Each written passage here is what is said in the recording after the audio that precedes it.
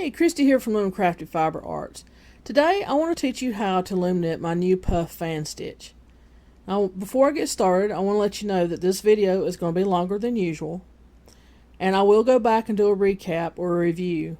I'm going to give you tips as I go because I think it's important that I go ahead and do that up front than waiting for the review and tips section. There's going to be two in the round versions of this. One that I call the bordered one because it has the garter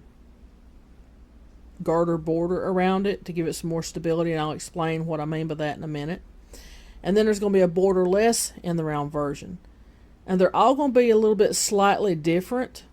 There'll be a little deviation between this one and the other one that is borderless. And then I'm going to be working on a flat panel version too. Now the borderless version, I'm also working on a cowl and a 3-weight. This is a 4-weight and a 3-weight yarn on a 3/8 gauge loom. And I'll show it to you here in a minute. I'm going to try to get it finished before I do the video. I might not be able to, but if I don't, I will show you what I've got finished, what I've got done so far when I do the video, and I'll go ahead and do the video anyway so you won't have to wait too long for it. But this is going to be for the bordered version today, the one you see here. Okay, this is my initial first design. Get out of the way to see it better. This is the borderless version, and this is a 4-weight too, same yarn that I used for the hat. And you can see the fans better, and they're more puffy. Now I designed this stitch to kind of mock a crochet puff stitch. That's why I did it this way. I've been trying to kind of work some stitches that resemble a little bit of crochet here and there, and somebody told me that that's what this looked like, which means that I achieved my goal. What I was wanting to do. So the reason I chose not to use this for a brim, and you can if you want to when I do this stitch, this version of it, it's up to you, but look how stretchy it is. You see how it stretches out way out there. It's very, very stretchy. And I was afraid that if I said do use this for a brim, that it might not hold its shape for a brim. It'd be good border on something, or to make a cowl like I'm working here. I'm going to show you in a minute.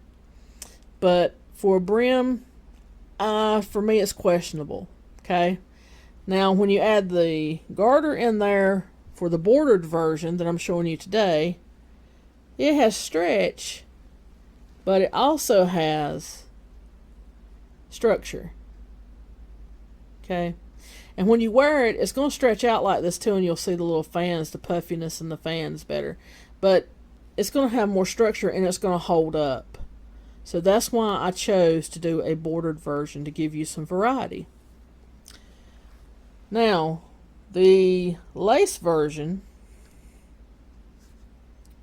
or the lacier version, I guess I should say. And I like them all, but I mean both weights of yarn, but I really favor this one because I'm just nuts for fine lace. And this one, you can see the fans clearly here, but they're not as puffy, and this is lighter weight and it's lacier. And I just really like this. It has a Victorian look to me, kind of reminds me of Victorian. It might be because the colors I'm using. And I'm using two different kinds of yarn. But this one here I'm working on for a cowl. And we'll see how it goes. If it looks like it's going to take me a little while to get it done, I'll just go ahead and do the video and show you what I've got done so far. And we'll go from there. This is my KB 3/8 gauge 72 peg loom. Whatever loom you use, it needs to be divisible by 4. Okay? So that means you need to be able to mark 4 pegs, leave 4 pegs unmarked. Mark 4 pegs, leave 4 pegs unmarked. You're going to be alternating 4 pegs, marked, unmarked, all the way around of the loom.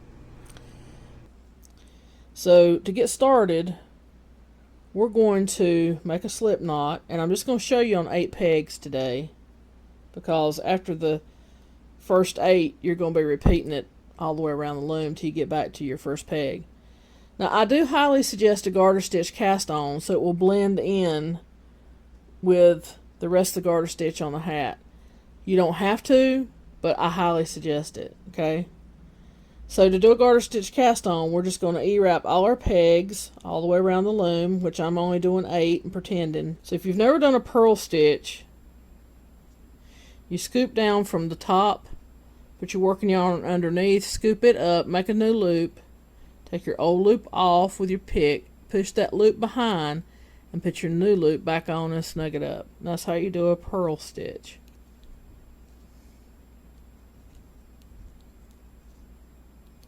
Okay, now we've got our cast on done, our garter stitch cast on. Now we're going to wrap all the way back around again. And now you need to do 2 more rows of garter. This is your 2 setup rows. So you'll do 4 rows, 1 row E-wrap, 1 row purls, 1 row E-wrap, 1 row purls. That will be 2 sets of garter. That's what you need to do after you do your cast on. Okay, so we're going to pretend we've done those. And when we've done that, we're going to start this will be row 5. So now we're going to get into the repeat. We're going to figure 8 these first 2 pegs. Flat figure 8 stitch. We're going to knit that first loop off and leave the second loop on that second peg. So you got 2 loops there. Then we're going to figure 8 it again. So if you have never done the flat figure 8 stitch, you need to wrap around the front of the peg, behind, back to the front, and behind again. So then you knit that one off, and you've got 3 loops. Okay? So we're going to take that loop off and put it on this peg, and then knit it off. And I've got my fingers holding my working yarn back here, because this last loop that you're going to move over, it's going to be a little loose, and you might want to tighten it up just a little bit so it won't come off your peg. I'll show you what I mean. We'll take it off. We're going to put it back over here. And if it's just a little loose, you can tighten it up with that working yarn. Okay? So now we're back down to one loop on our peg again. So now we're going to go to the next 2, which is 2 and 3. And we're going to do a figure 8 again. We're just going to repeat this across these 4 pegs that are marked. So we're going to knit off, leave that loop on, we'll figure 8 again, knit off, leave that loop on. So now we're going to start moving our first 2 loops over again. We'll take that one off, put it on here. If you need to snug it up a little bit, you can. Then take that loop off, put it on. See, it's loose. See, it's loose right there. Pull that just a little bit and knit it off. And then we're going to go to our next 2, which would be 3 and 4. Round back from 2, back in front of 4, behind 4, or behind 3 actually, and then back around and in front 3. I'm going to knit this one off, do another figure 8, knit that off. And then we're going to move this loop over, knit it off, second loop over, and knit it off. Now we're left, we've still got 1 peg here in our 4 peg set that we haven't knit off yet. That we haven't figure 8 yet, because it needs to have the same stitches on it that 1, 2, and 3 have. So what we're going to do is we're going to go into our 4 pegs that's not marked, and we're going to go ahead and figure 8. And basically all we're doing is we're using this as a holder peg. It's just holding those stitches there until we get ready to use them. So we're going to knit it off, and then we're going to do another figure 8, knit that one off. Again, we have 3 loops here, so we're going to take that one off, move it over, and this is what makes your fan stitch look like a fan, or reminiscent of a fan. Okay, so now all 4 pegs that have our markers on it have been worked, and that will develop your fan, and you'll see what I mean when you get to the next row. And then for these 4, we're just going to E-wrap them. Now you can leave your loops on. I do. That's one of my tips. or you can go ahead and knit them off, whatever's best for you. I leave them on because it gives me a visual when I've worked all the way around the loom where I'm at. Even though I've got my pegs marked, it still gives me a visual of where I'm at. So we're going to pretend we've done this every other set of 4. You're just going to repeat. You're going to do these figure 8s, and then these 3 loops, you're going to move them over for your sets of 4 that you've got marked all the way around. And then your sets of 4 that you don't have marked, you're going to E-wrap all those. Okay, so we're going to pretend we have finished that, and we're going to go around the loom. And now, if you've watched my drift and pedal stitch, this is an adaptation of the drift and pedal stitch. And what we're going to do is, we are going to scoop down that first peg, pull a loop up. And I like to pull mine out and kind of pull my yarn out too, so I have plenty of yarn. You know, I don't have a lot of tension here. And I like to pull mine out about, see, here's my 4 I got marked, maybe 2 or 3 pegs past, just so I have enough to hold on to. And that's a little bit much, but you can always lessen it if you want to. Okay, so then we've pulled that up through the first peg, and we're going to pull it up through the second one. And we're working with these 4 pegs that are marked, remember. And pull it up through the third one. And if you don't want to pull both loops at the same time, you can do this and just pull up one, and it'll pull both up anyway. That's up to you. So now we're here. Make sure you keep a hold of it. We're going to pop all of these off the pegs, back, all 4 of them, that where your pegs are marked. Okay, these are going to come off the loom. Now you're going to take that. You're going to hold your working yarn in your non-dominant hand, your loop in your dominant hand.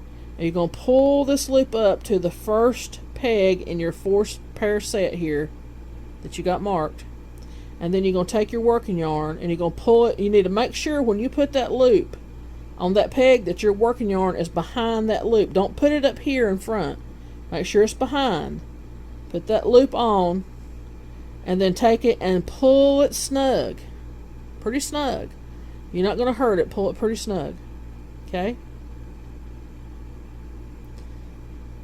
And you want your loop right there that you see, you want it to be as close behind that first peg as you can get. You don't want it here in the middle between them. You want it to fall as close to behind there as you can. Okay? And then we're just going to come back around here and we're going to E-wrap it. Just like that. And then these 3 pegs that are empty, we're going to E-wrap them. Knit that one off. Okay? And then we're going to leave them as they are. And we'll go ahead, if you've knit these already off, you wouldn't have these loops on here from the prior row. Or if you did leave them on there, you need to go ahead and knit them off now.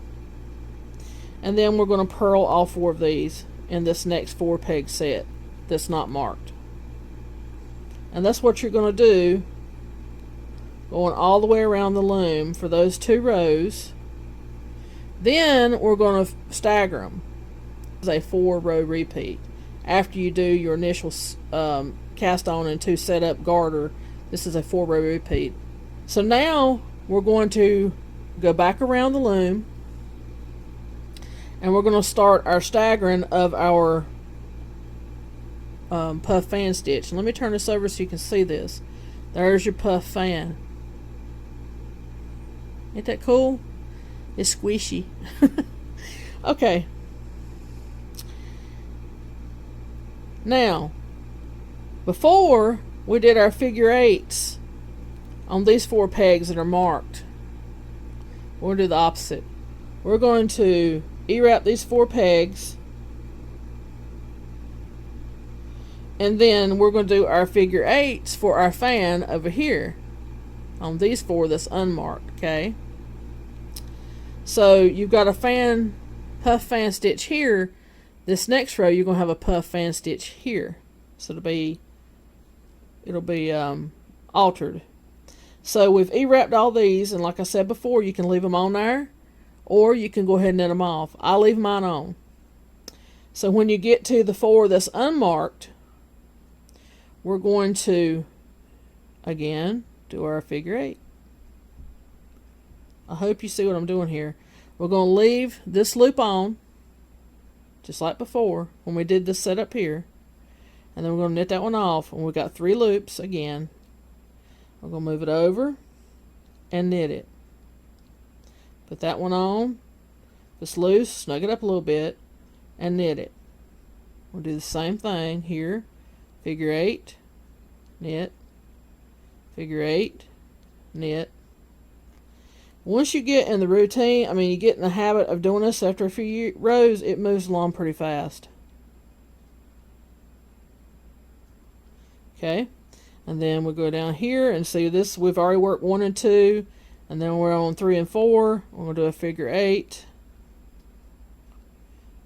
Figure 8 and knit both of those off. We got 3 loops. Take that one off, move it over, knit it, take that one off, move it over, snug it up a little bit, knit it.